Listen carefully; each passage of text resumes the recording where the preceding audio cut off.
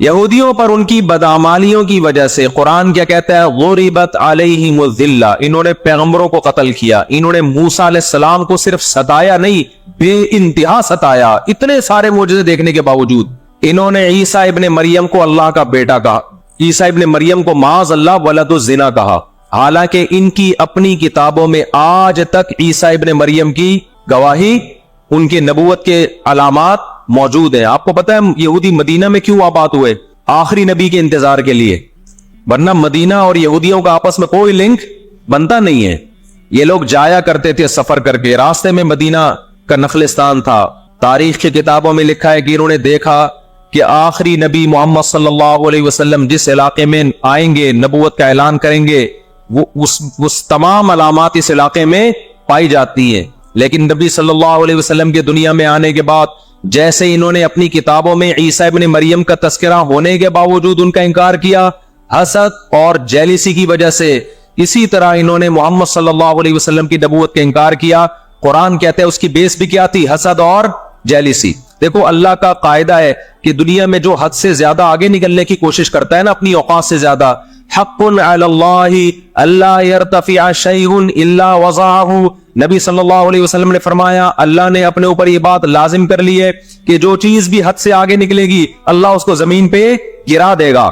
آج بھی آپ نے دیکھا ہوگا نا، بہت سے لوگ ہر وقت میں کرتے کرتے تکبر سے دماغ خراب ہونے لگتا ہے۔ اللہ کی قدرت حرکت میں آتی اور اللہ ایک ہی دفعہ میں نیچے پٹکتے ہیں اس کو۔ نبی صلی اللہ علیہ وسلم نے فرمایا اللہ تعالیٰ کہتے ہیں الکبریاء ردائی، تکبر میری چادر ہے، جو مجھ سے اس چادر میں شرکت کی اور الجھنے کی کوشش کرے گا میں اس کو رسوا کر دوں گا۔ یہی 100% یہ معاملہ اللہ نے یہودیوں کے ساتھ کیا ہے۔ یہ لاڈلی قوم تھی، اللہ نے ان میں بہت سارے پیغمبر بھیجے، موسیٰ کلیم اللہ بھیجے جنہوں نے ان کو فرعون کے تسلط سے آزاد کرایا۔ اتنے سارے معجزے دیکھنے کے بعد جب ان کو حکم ہوا اللہ کی راہ میں جہاد کرو تو انہوں نے کیا کہا؟ اذهب انت وربك فقاتلا انا هاهنا قاعدون، اے موسیٰ تو اور تیرا رب جا کے لڑ، ہم یہیں بیٹھ کے تماشا دیکھ رہے ہیں۔ اللہ نے کیا کیا ہے؟ ابراہیم علیہ السلام کے جو دو بیٹے تھے نا، ایک اسماعیل اور ایک اسحاق، تو اللہ نے نبوت کہاں شفٹ کر دی؟ اسماعیل علیہ السلام کی اولاد، کہ اب جو آخری پیغمبر آئے گا وہ اسحاق علیہ السلام کی اولاد میں نہیں ہوگا، وہ بنی اسرائیل میں سے نہیں ہوگا۔ اسرائیل یعقوب علیہ السلام کا لقب ہے، یعقوب علیہ السلام کی اولاد میں نہیں ہوگا، وہ کس کی اولاد میں ہوگا؟ اسماعیل علیہ السلام۔ ان کے اندر دو بیماریاں، ایک حسد کہ فلاں کو نعمت کیوں مل رہی ہے، اور ایک دنیا سے محبت۔ قرآن کہتا ہے یود احدہم لو یعمر الف سنہ، ان میں سے ہر شخص چاہتا ہے کہ کم سے کم اس کی عمر کتنی ہونی چاہیے؟ 1000 سال۔ اور مسلمان دنیا سے محبت نہیں کرتا۔ تو آپ بتاؤ دو ایسی قوموں کا مقابلہ ہو کہ ایک زندہ رہنے کے لیے لڑ رہی ہو اور ایک موت کے لیے لڑ رہی ہو، تو فتح کس کو ملے گی؟ جو موت کے لیے لڑتا ہے۔ پہلے حضرت عیسیٰ علیہ السلام کا انکار کیا، اللہ نے عیسیٰ علیہ السلام کو ماں کی گود میں زبان دی کہ میں ولد الزنا نہیں ہوں۔ انہوں نے وہ معجزے اپنی آنکھوں سے دیکھے، مگر کیوں نہیں مانا؟ اس لیے کہ اپنی چودراہٹ جا رہی تھی۔ جب مذہبی چودراہٹ انسان میں آتی ہے نا، وہ بہت خطرناک ہوتی ہے، کیونکہ مذہب میں عزت بہت ملتی ہے۔ ہم نے بڑے بڑے علماء سے سنا تبلیغ میں عالم کے لیے 1 سال رکھا ہوا ہے، غیر عالم کے لیے نہیں رکھا ہوا۔ میں جب اپنے شیخ سے بیعت ہوا تو مجھے انہوں نے بہت سارے معمولات بتا دیے کہ یہ ذکر اتنے لمبے چوڑے۔ میں حیران تھا کہ وہ فلاں بیعت ہو کر گیا ہے، اس کو تو کم معمولات بتائے، ہم تو مولانا ہیں۔ تو ہمارے شیخ نے کہا کہ عالم کے بگڑنے کا اندیشہ عامی آدمی کے بگڑنے سے بولو زیادہ ہے۔ عزت بھی ملتی ہے جب علم ہوتا ہے، شہرت بھی ملتی ہے۔ عزت، شہرت، دولت، یہ 3 چیزیں انسان کی کھوپڑی کو کیا کرتی ہیں؟ بولو خراب۔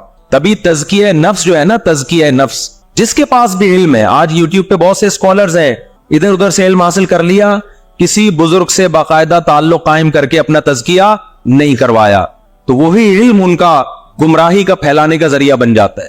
قرآن کیا کہتا ہے؟ ان لوگوں میں انا پیدا ہو گئی، ہم نے ان کو علم، یہودیوں کو علم پر بھی دنیا کا علم بھی دیا، دین کا علم بھی دیا، اور داؤد اور سلیمان علیہ السلام کے ذریعے دنیا میں ان کی خلافتیں قائم ہوئی۔ تو بجائے اللہ کے شکر گزار بننے کے، تکبر سے کھوپڑی آؤٹ ہونا بولو شروع۔ اللہ سے کوئی نہیں لڑ سکتا۔ جب تکبر آئے گا آپ کے اندر، بجائے اس کے کہ آپ اللہ کا شکر ادا کرو، بہت بڑے حصے پر یہودیوں نے حکومت کی ہے۔ ایسے ایسے پیغمبر اللہ نے یہودیوں کو دیے جو نہ عیسائیوں کے حصے میں آئے نہ مسلمانوں کے حصے، یعنی کثرت کے اعتبار سے اتنے زیادہ ہمیں اللہ نے سید الانبیاء دیے محمد صلی اللہ علیہ وسلم، ہم پر سب سے زیادہ احسان ہے، لیکن کثرت کو دیکھا جائے تو جتنے کثرت سے پیغمبر یہودیوں کے پاس آئے اتنی کثرت سے پیغمبر کسی اور قوم کے پاس نہیں آئے۔ پھر اللہ نے داؤد اور سلیمان علیہ السلام کے ذریعے ان کو بڑی بڑی حکومتیں دی، بیت المقدس ان کا مرکز بنا، لیکن اللہ کا شکر گزار بننے کے بجائے تکبر سے کھوپڑی آؤٹ ہونا شروع ہو گئی۔ اللہ نے ان سے نظام حکومت لے کے کس کے حوالے کر دیا؟ بیت المقدس کا عیسائیوں کے حوالے کر دیا۔ عیسائی بہت تھوڑے تھے، لیکن اللہ نے ان تھوڑوں کو ان طاقتوروں سے لڑوایا اور اللہ نے ان کو مغلوب کیا، ان کے ہاتھ سے بیت المقدس نکلا اور اس کے بعد سے اب تک ان کے ہاتھ میں بیت المقدس نہیں آیا۔ مسلمانوں کے پاس آگے ان کو نہیں دیا اللہ نے۔ 18ویں صدی کے شروع میں، 17ویں صدی کے اینڈ میں، سن 1900 کی بات کر رہا ہوں میں، 1901 1902 کی، اس سے بھی کچھ ٹائم پہلے یہ دنیا میں بکھرے ہوئے تھے، دنیا میں کسی کو ان سے دشمنی نہیں، لیکن دنیا میں جہاں بھی گئے کبھی ایسا نہیں ہوا کہ انہوں نے سازشیں ترک نہ کی ہوں۔ ہٹلر جو تھا نا دوسری جنگ عظیم میں، میں تو جرمنی گیا ہوں نا، میں نے وہ قبرستان بھی دکھایا تھا یہودیوں کا۔ ہٹلر نے یہودیوں پہ بہت زیادہ ظلم کیا، جو بالکل غلط کیا۔ ہم اس ظلم کو کبھی بھی حوصلہ افزائی نہیں کرتے، دیگوں میں اٹھا اٹھا کے زندہ ڈال دیا کرتا تھا۔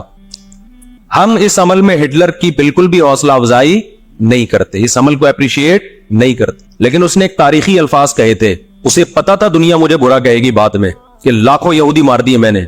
اس نے کہا میں چاہتا تھا سب کو قتل کر دیتا، ایک بھی زندہ نہ چھوڑتا، لیکن کچھ میں زندہ چھوڑ کے جا رہا ہوں تاکہ دنیا جب مجھے یاد کرے گی نا کہ یہودی ظالم تھا تو دنیا کو پتا چلے گا کہ میں نے ان کو قتل کیوں کیا۔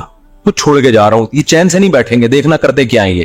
آج ہٹلر زندہ ہوتا، ہٹلر اگر آج زندہ ہوتا، دنیا کہتی کہ تو بندہ ٹھیک نہیں تھا لیکن بات ٹھیک کر کے گیا ہے۔ جیسے مشرف بندہ ٹھیک نہیں تھا لیکن بات، اس نے کہا نا دنیا کس کی زبان مانتی ہے؟ ڈنڈے کی، بات ٹھیک کر کے گیا ہے۔ اور میں آپ لوگوں کو بھی کہتا ہوں، آپ کا گھر بھی ایک چھوٹی سی ریاست ہے، گھر میں آپ کا روب ہوگا تو صحیح چلے گا گھر، روب نہیں ہے تو بھی دماغ سے نکال دو کہ میں محبت اور امن شانتی کے ساتھ گھر صحیح چلے گا۔ امن شانتی سے ہی چلتا ہے گھر، روب کا ہونا بھی کیا ہے، اس کے بغیر نہیں ہوتا گزارا، سمجھتے ہو کہ نہیں؟ تو اللہ نے آدمی کو آدمی اس لیے بنایا ہے کہ اس کا تھوڑا روب رہے گھر کے اندر، روب ختم تو گھر سے بڑی مصیبت پھر کوئی نہیں ہے۔ دنیا بھی اسی اصول پہ چلتی ہے۔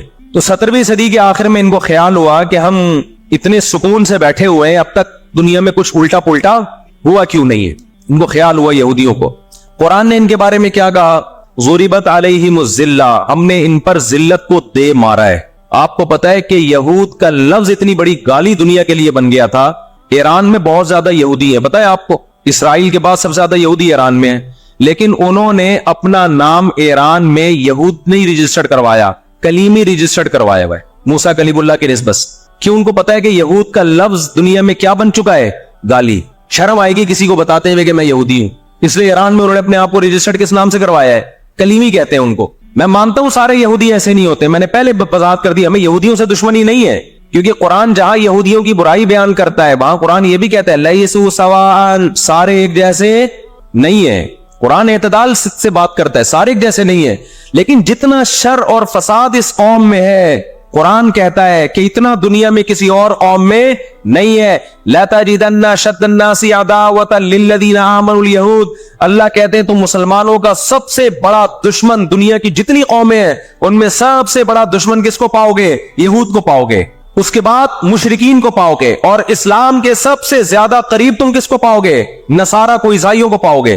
تو ان کو بہت عرصے سے، صدیوں سے کچھ دنیا میں ہوا نہیں تھا، تو ان کو بیٹھے بیٹھے پریشانی ہونا شروع ہو گئی۔ چند ان کے فسادی لوگ جمع ہوئے اور انہوں نے کہا کہ بھئی دنیا میں ہر قوم کے پاس ایک ملک ہے، ہر مذہب کے پاس ایک ملک ہے، تو ہمارے پاس بھی ہونا چاہیے۔ حالانکہ یہ بات ہی غلط ہے، دنیا میں ہر قوم کے پاس ملک نہیں ہے، دنیا میں لاکھوں قومیں ہیں، ملک تھوڑی لاکھوں ہیں۔ پاکستان میں کتنی قومیں ہیں؟ سرائکی ہے، پنجابی ہے، اردو ہے، پٹھان ہے، بلوچی ہے۔ اگر قومیت کی بیس پہ ملک بنانا شروع کر دیں پھر تو ایک ایک انچ کے ملک وجود میں آئیں گے۔ پھر سرائکیوں میں جائیں گے تو سرائکیوں میں 20 قومیں ہیں، پٹھانوں میں جائیں گے پٹھانوں میں 40 قومیں نکلیں گی، مہاجروں میں جائیں گے ان میں صدیقی الگ ہے، ہاشمی الگ ہے، بیسیوں قسم کے، بہاری الگ ہے، وہ تو قوم در قومیں پٹی چلی جائیں گی۔ انہوں نے کہا دنیا میں ہر مذہب کے پاس ایک ملک ہے، حالانکہ یہ بات بھی سکھوں کے پاس کوئی الگ ملک ہے کوشش کر رہے ہیں وہ بنانے کی, لیکن اب تک کی رپورٹ کے مطابق نہیں ہے. بہت ساری دنیا میں مذہب ہے جن کے پاس کوئی کنٹری. مذہب کی بیس پہ حکومت دنیا میں 3 قوموں نے کی ہے, مذہب کی بیس پہ, جو آسمانی مذاہب ہے, یہود, عیسائی اور مسلمان. پہلی جنگ عظیم ختم ہونے والی تھی, دنیا امن و امان کی طرف آ رہی تھی, ان کو وہ دنیا کا امن پسند نہیں آیا. انہوں نے جناب طے کیا کہ ہمیں ایک ملک ملنا چاہیے. ان کے بڑے بیٹھے, کسی نے کہا افریقہ میں ہونا چاہیے, کسی نے کہا فلاں جگہ ہونا چاہیے, کسی نے کہا فلاں جگہ ہونا چاہیے. ان میں چند شرارتیوں کو خیال آیا کہ اگر ہم کسی بھی ملک میں کسی بھی زمین پہ اناؤنس کریں گے نا یہاں ہم نیا کنٹری بنانا چاہتے ہیں, تو ہمارے یہود خود اس پہ آمادہ نہیں ہوں گے. اس لیے کہ جو شخص کسی ملک میں سکون اور اطمینان کے ساتھ رہ رہا ہے, کوئی یہودی, تو وہ کیوں آئے گا ہجرت کر کے وہاں پہ؟ سمجھ میں آ رہی ہے بات؟ بھائی آپ کسی کنٹری میں امن اور سکون کے ساتھ ہو, اعلان ہوتا ہے ان لوگوں کے لیے وہاں الگ ملک بن رہا ہے, تو آپ کہو گے مجھے جانے کی کیا ضرورت ہے جب میں یہاں سکون اطمینان سے ہوں, مجھے تمام حقوق حاصل ہیں. یہودیوں کو پوری دنیا میں ہر قسم کے حقوق حاصل تھے, اور سب سے زیادہ یہودیوں کے ساتھ اچھا سلوک مسلمان خلفاء نے کیا ہے. یہودی خود اس کے معترف ہیں کہ مسلمانوں کی اور ہماری جنگیں وہ بنو قریظہ اور بنو نذیر کے بعد, وہ جو مدینہ کے دور میں, اس کے بعد کبھی بھی نہیں ہوئی ہیں. مسلمانوں کی لڑائیاں یا تو اہل فارس سے ہوئی ہیں, ایران جو پہلے کا ایران تھا, یا عیسائیوں سے ہوئی ہیں, یہودیوں سے جھڑپیں نہیں ہوئی ہیں. تو ان کو خیال ہوا بیٹھے بیٹھے کہ ہمیں الگ ریاست چاہیے. مختلف جگہوں کا سلیکشن ہوا, سب ریجیکٹ ہو گیا. تو صہیونیوں کو خیال آیا کہ اگر ہم بیت المقدس کا نعرہ لگاتے ہیں کہ ہمیں بیت المقدس دوبارہ چاہیے, یہ ہمارے آباء و اجداد کا وطن ہے, تو الگ ریاست کا منجن بہترین طریقے سے بک سکتا ہے. مذہبی لوگ جہاں لوگوں کو صحیح گائیڈ کرتے ہیں, خوب سمجھ لو مذہب کے نام کا منجن بھی مذہب میں ہی بکتا ہے. آج بھی ایسا ہو رہا ہے. بہت سی مذہبی تحریکیں لیبل کس کا لگا رہی ہوتی ہیں؟ اسلام میں بھی ایسا ہی ہے. جہاں اسلام میں آپ کو اچھی تحریکیں ملیں گی, وہاں ایسی تحریکیں بھی ملیں گی کہ لیبل کس کا لگایا جا رہا ہوتا ہے؟ مذہب کا, اور مقصد اس کے پیچھے دنیاوی مفاد ہوتے ہیں. اس کو سمجھنے کی ضرورت ہے. ہمارے ہاں جہاں بھی نعرہ لگ جائے نا مذہب کا, تو لوگ سارے گدھے گھوڑوں کی طرح اکٹھے ہو جاتے ہیں. یہ نہیں دیکھتے کہ اس کے پیچھے اس کے مقاصد کیا ہے. تو نعرہ یہ لگایا گیا, اللہ کرے میں جلدی سے مختصر ہسٹری سمیٹ دوں پھر آپ کے سامنے بات رکھوں. نعرہ یہ لگایا گیا کہ چونکہ بیت المقدس ہمارا تھا, یعقوب علیہ السلام, یوسف علیہ السلام, موسیٰ علیہ السلام اور جتنے پیغمبر گزرے, یحییٰ علیہ السلام, زکریا علیہ السلام, ان سب کا مرکز کون سی جگہ ہے؟ ارض مقدس فلسطین. تو فلسطین کے نام پہ پوری دنیا سے یہودیوں کو فلسطین میں جمع کرنا ہمارے لیے پاسبل ہے. مگر یہودی بکھرے ہوئے تھے, ان کے پاس اتنی طاقت نہیں تھی. 2 سازشیں انہوں نے کی ہیں. نمبر 1, تجارت اپنے کنٹرول میں لو. قرآن کہتا ہے وَأَخْذِهِمُ الرِّبَا وَقَتْلُهُ عَنْهُ, اللہ نے ان پر سود لینے پر پابندی لگائی تھی. انہوں نے دنیا کو سود کے نظام میں لپیٹ دیا. پوری دنیا کی دولت مرتکز ہو کے کس کے پاس آنے لگی؟ یہودیوں کے پاس. مذہبی ریاست بنائی جا رہی ہے. اس کی مثال ایسے ہے جیسے ہم مسجد بنا رہے ہیں اور بندوق ہاتھ میں لے کے لوگوں کو ٹکیتیاں کر کے پیسہ لاؤ, جتنا پیسہ بنے گا, جتنا پیسہ اکٹھا ہوگا, اس کے لیے اس سے کیا بنائیں گے؟ مسجد بنائیں گے. تو اس سے صاف پتہ چل جائے گا بھائی تیرا مقصد مسجد بنانا نہیں ہے, مسجد کے نام پہ منجن بیچنا ہے. سمجھ میں آ رہی ہے بات کہ نہیں آ رہی؟ لیبل مسجد کا لگ رہا ہے اس کے پیچھے, کیونکہ جو مسجد جو بنانا چاہتا ہے وہ کبھی بھی حرام پیسے سے مسجد نہیں بنائے گا. تورات میں آج تک سود کی حرمت موجود ہے. تو قرآن نے بیان کیا کہ ان کو ہم نے سود لینے سے منع کیا, لیکن انہوں نے سود لینا شروع کر دیا. بڑے بڑے بینک آج کس کے پاس ہیں؟ ان کے تانے بانے سارے کس سے جا کے ملتے ہیں؟ یہودیوں سے. بیٹھے بیٹھے پیسہ جمع کرنا شروع کیا. تبھی تو میں کہتا ہوں یہ جو بڑے بڑے جنرل اسٹور بنے ہوئے ہیں نا, مال بنے ہوئے ہیں, جو بینکوں سے سودی قرضہ لے کے کروڑوں روپے پھونک دیتے ہیں, اس کے بجائے نا اپنے ان غریب دکانداروں کے پاس جایا کرو جو اپنے باپ کی کمائی سے, وراثت کے پیسوں سے دکان بنا کے بیٹھے ہوئے ہیں. یہ جو سودی نظام ہے نا, سودی نظام, اس سے دنیا کی دولت مرتکز ہو کے چند ہاتھوں میں جاتی ہے. پھر وہ چند ہاتھ ہی آپ کے باپ بن کے بیٹھتے ہیں دنیا میں. جب سے یہ بڑے بڑے سٹورز بننا شروع ہوئے ہیں, مال بننا شروع ہوئے ہیں, یہ چھوٹے موٹے دکانداروں کی جو حلال کی آمدن تھی, ان کی جو بینکوں سے قرضے نہیں تھے, جو دادے پردادے سے محنت کر کے آ رہے تھے اور اب اتنا جمع کیا کہ ایک دکان بنا لیں, وہ سارے ایک طرف رہ گئے. اور ایک سرمایہ دار اٹھتا ہے بینکوں سے اربوں روپے کا قرضہ لے کے ایک بہت بڑی بلڈنگ بنا دیتا ہے اور بیٹھ کے نوٹ چھاپتا ہے. وہ یہ کون سا ان کی خون پسینے کی کمائی ہوتی ہے؟ اور جو ویڈیوز آ رہی ہیں یہ بھی سوشل میڈیا ہے, تھوڑا بہت ایکٹیو ہے تو ہم تک خبریں پہنچ جاتی ہیں. اگر یہ ایکٹیو نہ ہوتا تو وہ تو ان بیچاروں پہ جو ظلم ہوتا ہے دنیا کو نظر بھی نہیں آتا وہ کیا ہو رہا ہے. اب اس میں جو بدترین ظلم ہو رہا ہے لوگ کہتے ہیں کہ ہم آزاد ہیں اور ہم کچھ کر نہیں پا رہے. اصل بات یہ کہ آزاد صرف غزہ کے لوگ ہیں, ہم آزاد نہیں ہیں.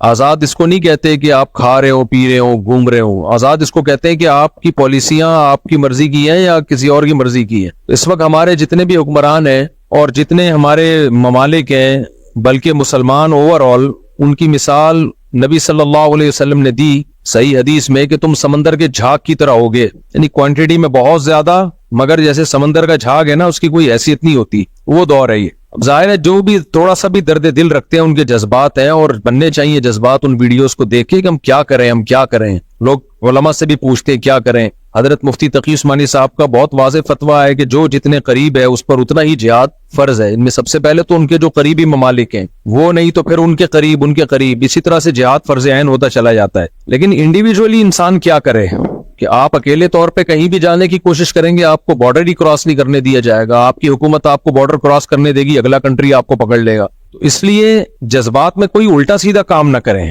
لوگوں میں غیرت ہے, جذبہ ہے, جس کی وجہ سے وہ بائیکاٹ کر رہے ہیں. اچھی بات ہے, غیرت لوگوں کو مجبور کر رہی ہے کہ ہم کیوں ان کی مصنوعات خریدیں, ہم کیوں ان کو فائدہ پہنچائیں, لیکن توڑ پھوڑ کا عمل نہ کریں. اس سے کوئی, اسرائیل کو کوئی نقصان نہیں ہے اس توڑ پھوڑ سے. اس سے آپ کی اپنی املاک تباہ ہو رہی ہیں, اور آپ کے جو لوکل اس میں کام کر رہے ہیں ان بیچاروں کا بیڑا غرق ہو رہا ہے. یہ نہیں کہ ہم کچھ کر نہیں سکتے تو غلط کرنا شروع کر دیں. اب ایک آپ کو یاد ہوگا ماضی قریب میں یہ جو ہوتے ہیں نا, یہ ڈمپر, ان سے کچھ ایکسیڈنٹ ہوئے اور ان کی غلطی سے ہوئے, لوگوں نے پکڑ کے مارا کوٹا. اب اپنی یہ غصہ لوگوں نے ہر ڈمپر والے پہ نکالنا شروع کر دیا ہے. یہ تو غلط ہے بھائی, وہ بھی انسان ہے, اس کو بھی کمانے کا حق ہے. یہ تو نہیں کہ کوئی بھی ڈمپر والا گزرے گا, پھر فیک کچھ ایسی ویڈیوز بھی آ رہی ہیں جو اس میں غلط کمنٹس لوگوں کے ہوتے ہیں. اب ڈمپر کے سامنے بائک ہے, اس نے بائک اڑا دی, بائک پہ بندہ نہیں ہے, وہ اس کو روکنے کے لیے, کیونکہ روکیں گے اور جلائیں گے تو وہ تو بھاگے گا نا. پھر اس پہ ویڈیو یہ بنائی کہ دیکھو موٹر سائیکل والے کو کچل کے چلا گیا. میں نے جب وہ ویڈیو دیکھی میں بھی بہت حیران کہ یار یہ تو اس کو تو پکڑنا چاہیے تھا. بعد میں پتا چلا وہ اس کو روکنے کے لیے بائکیں اسے راستہ بلاک کیا ہوا تھا اس کا, تاکہ اس کو گھیر کے ڈمپر کو جلا دیں. بھائی وہ ڈمپر جلنے سے کس کو نقصان ہوگا؟ تو جو غلط کر رہا ہے اس کے خلاف بائیکاٹ کرو, جو نہیں کر رہا اپنی غصہ, یہ تو نہیں کہ آپ کو ظالم نہیں مل رہا تو مظلوم ہی کو پکڑ کے مارنا شروع کر دیں آپ, یا جو ظالم نہیں ہے اس پہ اپنا غصہ نکالنا شروع کر دیں. یہ جذباتیت سے ہٹ کے ہمیں سوچنا چاہیے. غزہ کا ظلم ساری دنیا اس درد میں ان کے ساتھ شریک ہے اور سب غمزدہ ہیں. یہ ایسا نہیں ہے کہ سینے میں صرف چند لوگوں کے دل ہے, باقی سارے پتھر دل ہیں. سب روتے ہیں راتوں کو, اللہ کے سامنے مانگتے بھی ہیں, دعائیں بھی کرتے ہیں. لیکن ہم اگر صحیح نہیں کر سکتے ان کے لیے تو غلط کم از کم نہ کریں. غلط نہ کریں ہم ان کے لیے, ایسا کام نہ کریں جس سے ہم اور برباد ہو جائیں. اس وقت اسرائیل کی سازش کیا ہے؟ اسرائیل کی سازش ہے جتنے بھی اسلامی ملک ہیں ان میں جو رہی صحیح طاقت ہے اس کو ختم کیا جائے. تو آپ کوئی ایسا کام نہ کریں کہ آپ سے اگر صحیح نہیں ہو رہا تو آپ غلط کرنا شروع کر دیں. میں نے بہت کوشش کی ہے ابھی ماضی قریب میں کہ کسی طرح ہم وہاں تک امداد پہنچائیں. تھوڑا بہت اللہ نے سینے میں ہمیں بھی دل دیا ہے. ہر شخص کا آپ کے دل میں سینے میں زیادہ مضبوط دل ہوگا یا زیادہ رحم دل ہوگا. تھوڑا بہت تو ظاہر ہے, ہم بھی مسلمان ہیں, انسان ہیں. تو میں نے کوشش کی کسی طرح ہم ان تک مدد پہنچائیں. میری تو ایک فاؤنڈیشن بھی بن چکی ہے. میں نے کلپ پہ ریکارڈ کروایا کہ بھائی کچھ نہیں کر سکتے تو جو زخمی ہے, جو بھوکے ہیں, ان کو کھانا تو کھلائیں. ہم لوگ کہتے ہیں ہم کچھ نہیں کر سکتے تو پیسوں سے تعاون کر لیں ان کے ساتھ. تو میں نے بھیجی ہے بہت, الحمدللہ بہت جتنا ہم سے ہو سکا ہم نے ان کے لیے ان کی مدد بھیجی ہے جتنا ہم سے ہو سکا. یہ سب لیگل وے میں کام ہوتا ہے, انلیگل کام ہم کر نہیں سکتے. انلیگل کام ایک دفعہ ہوتا ہے, اس کے بعد زندگی بھر کے لیے آپ کچھ بھی نہیں کر سکتے, جیلیں ہو جاتی ہیں اور پابندیاں لگ جاتی ہیں. تو ایسا انلیگل کام آدمی کیسے کرے جو اس کے بعد کسی کام کے قابل ہی نہ رہے. تو لیگل وے میں ہی کام ہم کر سکتے ہیں, اس سے زیادہ ہمارے اندر استطاعت نہیں ہے. باقی دکھ میرے بھائی سب کو ہے, ہمیں بھی ہے, آپ کو بھی ہے, اور ہونا چاہیے ہی. ایمان کا آخری حصہ ہے کہ انسان کو دل میں تکلیف تو. اور ایک بات, ان نا امیدی کی باتوں میں ایک امید کی بات. دیکھو اتنا سا علاقہ ہے اور کیا کچھ ظلم ان کے اوپر ہو رہا ہے, لیکن وہ ڈٹے ہوئے ہیں. میں نے جو جنگی امور کے ماہرین ہیں ان سے سنا ہے کہ کبھی بھی فضائی بمباری کر کے نہ کسی علاقے پہ قبضہ نہیں کیا جا سکتا. فضائی بمباری کر کے ہمیشہ اس کے لیے زمینی فورس چاہیے ہوتی ہے, جو آرمی چاہیے ہوتی ہے جو زمین پہ جائے. تو جہاں زمین کا معاملہ آتا ہے وہاں ان بدبختوں کو شکست ہوتی ہے. زمینی فورس کا جہاں, کیونکہ جو تیار ہے موت کے لیے اس پہ فتح ممکن نہیں ہے, اس کو نہیں فتح کیا جا سکتا. ایسا لگتا ہے کہ یہ معاملہ اب جائے گا تیسری جنگ کی طرف, جنگی عظیم کی طرف, تھرڈ ورلڈ وار کی طرف جائے گا یہ معاملہ. کیونکہ انہوں نے اگر دبنا ہوتا تو وہ بہت پہلے دب چکے ہوتے. وہ کہنے مار دو بھائی, سب کو مار دو, تو یہ ہماری آزمائش ہے اللہ کی طرف سے کہ ہم کیا کر رہے ہیں ایسے موقع پہ. وہ تو جنگ جیت چکے ہیں. جیتنا کسے کہتے ہیں بھائی؟ ان کے بس میں جو تھا انہوں نے کر لیا ہے. کتنی بربریت، اور اسلام دنیا میں بہت تیزی سے پھیلنا بھی شروع ہوا ہے ظلم. اور دیکھو کافروں میں بھی کچھ درد دل رکھتے ہیں، سارے ایک جیسے کافر نہیں ہوتے. ناروے میں، یورپ میں اسلام بہت تیزی سے پھیل رہا ہے. وہ دیکھ رہے ہیں کہ یار یہ اتنی سی ایک جماعت ہے، بڑی بڑی طاقتیں مل کے ان کو قبضہ کرنے کی کوشش کر رہی ہیں، اور کتنے مہینے ہو گئے وہ قبضہ نہیں کر سکے. تمام تر صلاحیتیں جھونک دی انہوں نے وہاں پہ، لیکن ایک بال زمین پہ قبضہ نہیں کر پا رہے ہیں وہ. تو یہ ساری دنیا اندھی نہیں ہے بھائی، دنیا بھی دیکھ رہی ہے کہ اللہ تعالیٰ ان مظلوموں کی فریاد سنے، ہماری فریاد سنے. اللہ ان کو اس ظلم سے نجات عطا فرمائے. اور قرآن میں اللہ نے یہودی کے بارے میں کہا ہے یسعون فی الارض فسادا، یہ زمین میں فساد مچاتے رہیں گے. یہودی بھی سارے ایک جیسے نہیں ہیں، ان میں بہت سے یہودی بھی نیوٹرل ہے، وہ نہیں اسرائیل کی ان باتوں کو پسند کرتے. تو ایسا نہیں کہ کوئی بھی یہودی ملے آپ اس کو مارنا کوٹنا شروع کر دو. سارے ایک جیسے نہیں ہیں. جب یہ سربیا کی جنگ ہو رہی تھی، بوسنیا کی جنگ جس میں سربی لوگ لڑ رہے تھے اور بوسنیا کے لوگوں سے، تو جو ظلم بوسنیا میں ہو رہا تھا، تو جو وہاں ٹرسٹی تھے جو مدد کر کے لیے گئے ہوئے تھے، انہوں نے ہمیں بتایا کہ اس ظلم کے خلاف بہت سے عیسائیوں نے آواز اٹھائی تھی کہ یہ غلط ہو رہا ہے. اور پراپر عباس نے تو خودکشیاں کر لی کہ یہ مسلمانوں کے ساتھ غلط ہو رہا ہے. تو اس لیے ایسا نہیں ہے کہ کوئی بھی غیر مسلم ہو یا یہودی ہو آپ اس کو نقصان پہنچانا شروع کر دیں. بہت سارے یہودی اس کے خلاف ہیں، جو صہیونیوں کے خلاف ہیں. بہت سارے ایک مخصوص طبقہ ہے جو دنیا میں ڈکٹیٹر بنا ہوا ہے، دنیا کا باپ بنا ہوا ہے، اور وہ کسی کی نہیں سن رہا. وہ طاقت کے نشے میں ہے، اس نے بڑی بڑی طاقتوں کو اپنے ساتھ ملایا ہوا ہے، اور وہ قرآن کی پیشگوئی پوری ہو رہی ہے کہ یہ زمین میں کیا کریں گے؟ فساد مچائیں گے. اور ہمارے پاس قرآن کی واضح ہدایات ہیں. قرآن میں اللہ نے کہہ دیا ضربت علیہم الذلہ، ان پر ذلت مسلط کر دی ہم نے. تو کتنی بڑی موٹیویشن ہے ہمارے لیے. اللہ کہہ رہے ہیں میں نے ان بدبخت یہودیوں پہ جو یہ کچھ ظلم کر رہے ہیں ان پہ ذلت مسلط کر دی قیامت تک کے لیے. سوال پیدا ہوتے ہیں تو بڑے طاقتور ہیں، یہ تو بمباری کیے جا رہے ہیں، کوئی ان کا ہاتھ نہیں روک پا رہا ہے، بے بس ہو چکے ہیں سب لوگ. تو دیکھو مفسرین نے لکھا ہے اور مورخین نے لکھا ہے کہ یہودیوں پہ ہمیشہ کوئی نہ کوئی مسلط رہا ہے جنہوں نے ان کو عبرتناک مزہ چکھایا ہے، عبرتناک سزا دی ہے. تو یہ جو وقتی عزت ہے نا، یہ بہت بڑی ذلت کا پیش خیمہ ہے. جب بہت زیادہ کسی کو ذلیل کرنا ہوتا ہے نا، تو اسٹیج پہ لا کے ذلیل کیا جاتا ہے، اس کے گھر میں نہیں مارا جاتا، اس کو لایا جاتا ہے پبلک میں، عزت دی جاتی ہے. دیکھو ایک آدمی دولہا بنا ہوا بیٹھا ہو اسٹیج پہ دلہن کے ساتھ، اور پولیس آ جائے اس کو اریسٹ کر کے لے جائے، کہتا ہے وہ کیا کہے گا یار اس موقع پہ یہ کام نہ کرتے، گھر میں کر لیتے. تو اللہ ابھی ان کو وقتی طور پر اللہ نے عزت دی ہے، تاکہ اب جو ان کو چپت پڑے گی نا، یہ قیامت تک انشاءاللہ اٹھ نہیں پائیں گے. تو پھر قربانیاں دینی پڑتی ہے اس کے لیے.